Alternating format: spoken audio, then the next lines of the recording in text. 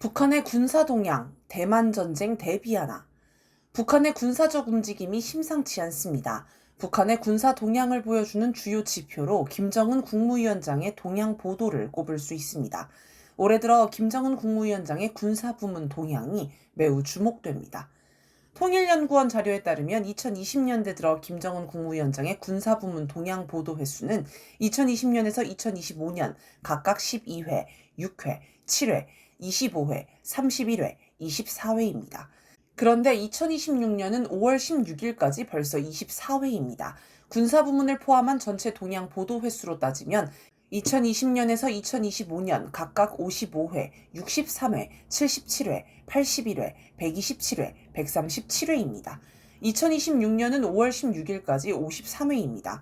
전체 동향 가운데 군사부문 동향의 비율을 따져보면 2020년에서 2025년 각각 22%, 10%, 9%, 30%, 24%, 18%입니다. 그런데 2026년은 5월 16일까지 무려 45%입니다. 절반 가까이가 군사부문 동향인 것입니다. 실전 준비 차원. 군사부문 동향이 급증한 것도 특이한데 구체적인 내용을 들여다보면 더 심각합니다. 과거에는 핵무기나 대륙간 탄도미사일 같은 전략무기 관련 동향이 많았습니다. 이것은 미국을 겨냥한 것으로 전쟁 억제용이라고 할 수 있습니다. 만약 전쟁이 나면 미국 본토로 핵미사일이 날아갈 수 있다는 경고를 보내 미국이 전쟁하지 못하게 억제하는 수단인 것입니다. 그런데 올해 들어 김정은 국무위원장의 동향을 보면 권총, 저격총, 전차 생산시설을 방문한다거나 보병, 포병, 전차병 훈련 같은 실전 훈련의 비중이 높습니다. 가장 최근에 있었던 5월 11일 현지 지도도 총포탄 생산시설을 방문한 것이었습니다. 이 자리에서 김정은 국무위원장은 구경별 고정밀 다목적탄과 특수기능탄, 훈련탄 생산을 강조하고 박격포와 곡사포 생산도 강화할 것을 지시했습니다.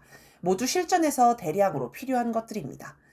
우크라이나 전쟁을 통해 재래식 무기 대량 생산 능력이 한 나라의 군사력에서 매우 중요하다는 게 드러났습니다. 그래서 제이비 어브런슨 주한미군 사령관이 12일 하와이에서 열린 미군 육군협회 인도태평양 지상군 심포지엄 기조연설에서 미국의 재래식 무기 생산 능력이 형편없어서 현대전 양상을 따라가지 못한다고 개탄한 것입니다. 그렇다면 북한은 왜 실전 준비에 박차를 가하는 걸까요? 바로 대만 전쟁 조짐 때문입니다. 김정은 국무위원장은 2월 19일에서 25일 진행한 조선노동당 제9차 대회에서 미국의 패권 정책과 전횡으로 세계 도처에서 평화와 안전의 근간이 심히 흔들리고 무력 충돌 사태들이 연발하여 현 국제 정세는 더욱 혼잡스러운 방향으로 치닫고 있으며 시간이 감에 따라 보다 가변적이고 예측 불가능한 양상을 보이고 있다라고 진단했습니다. 이어 조선반도, 한반도와 주변 지역도 미국을 위시한 추종 세력들의 끈질긴 반공화국, 반북 적대시 정책과 안전 파괴적인 조치들로 하여 항시적인 불안정과 긴장 격화에 처하여 있으며 그로하여 우리 국가의 대외 환경은 의연 엄혹하다라고 하여 동아시아의 전쟁 위기가 심각하다고 평가했습니다. 시진핑 중국 국가주석도 같은 판단을 한 듯합니다. 지난 14일 열린 미중 정상회담에서 미국은 경제 문제와 이란 전쟁 문제에 집중하려고 했는데 중국은 대만 문제를 1순위로 올렸습니다. 시 주석은 도널드 트럼프 미국 대통령 면전에서 대만 문제를 잘 처리하면 양국 관계는 전반적인 안정을 유지할 수 있지만 잘못 처리하면 양국은 충돌하거나 심지어 분쟁으로 이어져 전체 중미 관계를 매우 위험한 상황으로 몰아갈 수 있다라고 강력히 경고했습니다. 그만큼 중국은 이란 전쟁 다음에 미국이 대만에서 전쟁하려고 한다고 여기는 것입니다. 실제로 여기저기서 대만 전쟁 조짐을 찾아볼 수 있습니다. 최근 주한미군에 순환 배치된 제2스트라이커 여단 소속 병력 일부가 4월 말부터 5월 8일까지 필리핀 일대에서 열린 다국적 연합훈련 발리카탄에 참여한 사실이 드러났습니다. 미국, 일본, 필리핀, 캐나다, 호주 등과 함께 훈련한 것입니다. 누가 봐도 대만 전쟁을 준비하는 것입니다.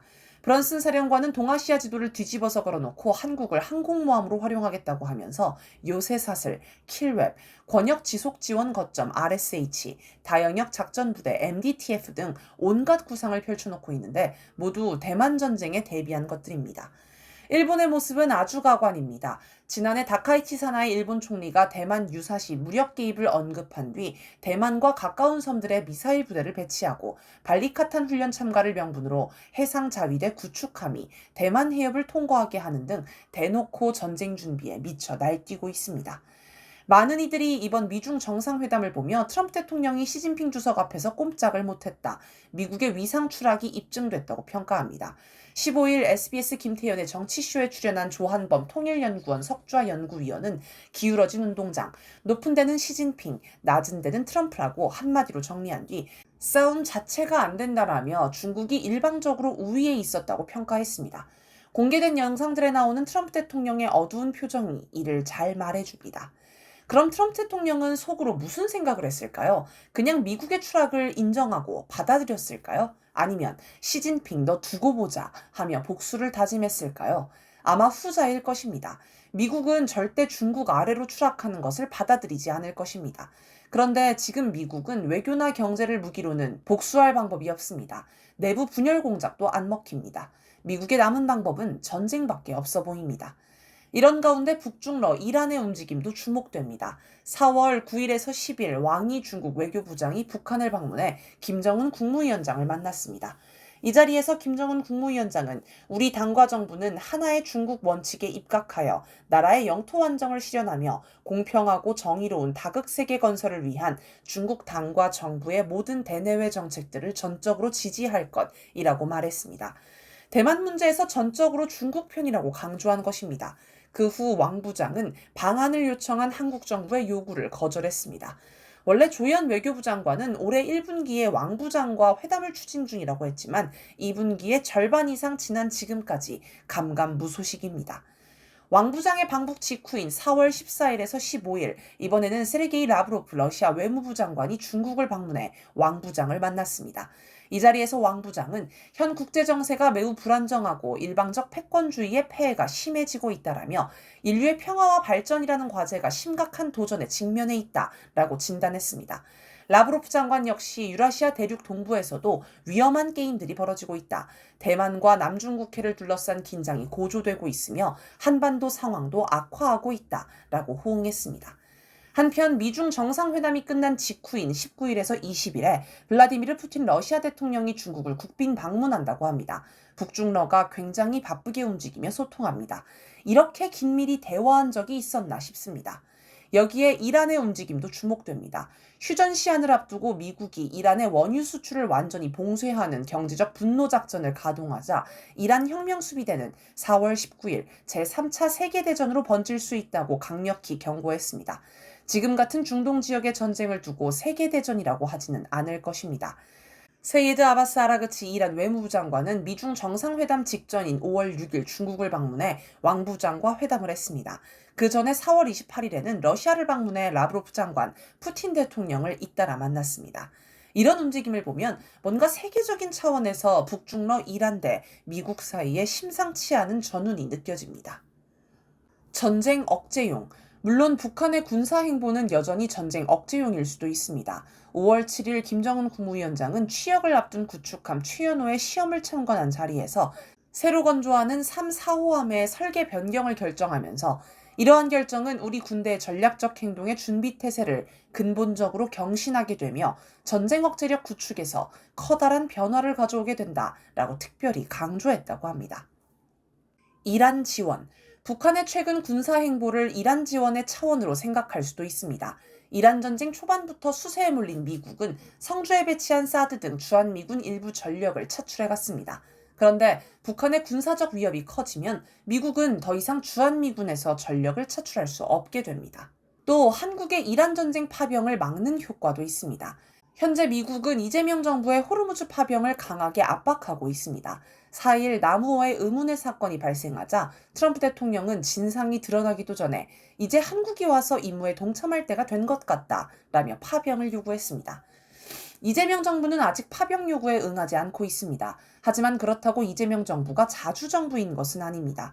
이재명 정부도 어디까지나 미국의 승인을 받아 움직이는 정부입니다. 만약 이재명 정부가 자주정부였다면 미국의 파병 요구에 말도 안 되는 요구다. 너희가 전쟁을 일으켜놓고 왜 우리에게 참전하라고 하는가? 절대 못한다 라고 일침을 놨어야 합니다.